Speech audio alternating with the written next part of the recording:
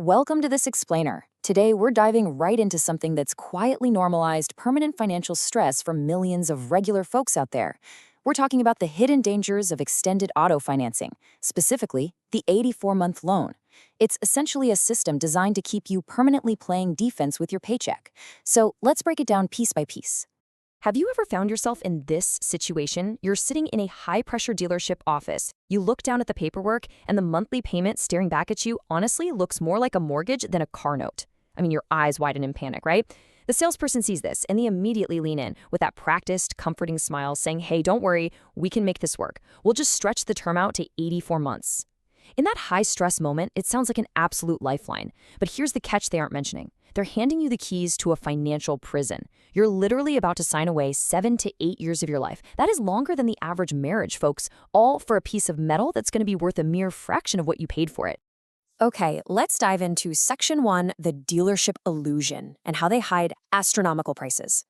Which brings us straight to Section 2, the brutal math. So, how exactly do dealers make these massive prices fit your budget?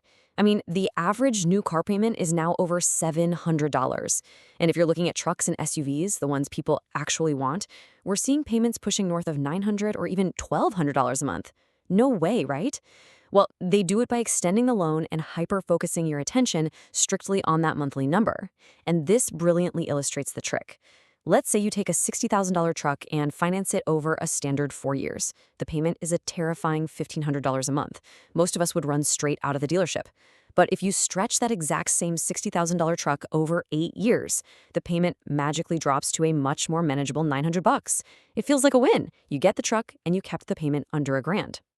But here is the brutal reality they absolutely do not want you thinking about. $14,000.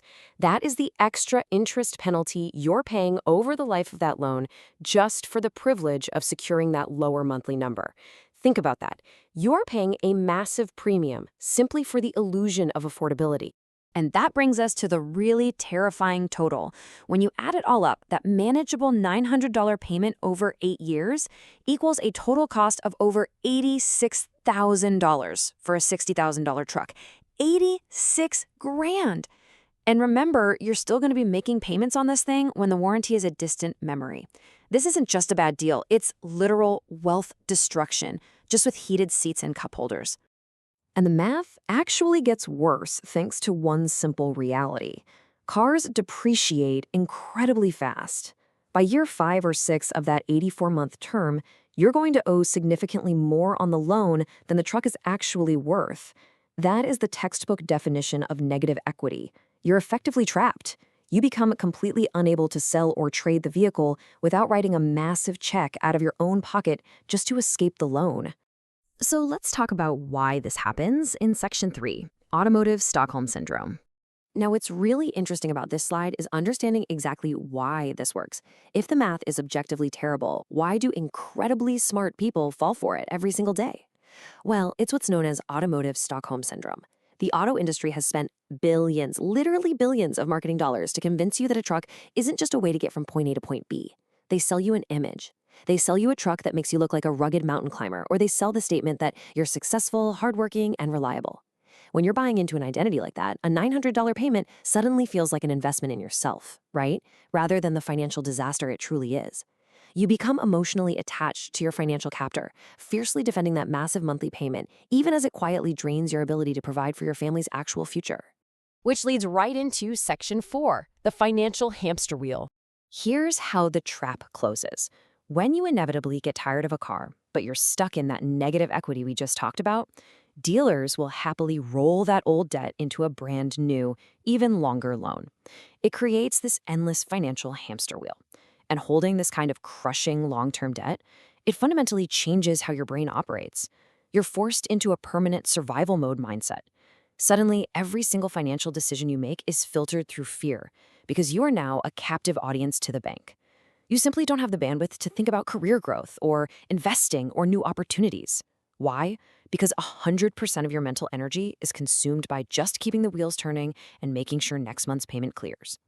But we can fix this. Let's look at Section 5, walking away money.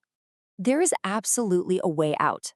Let's move to the milestones and see how this power builds step by step when you finally say no to the status trap and reclaim that $900 a month.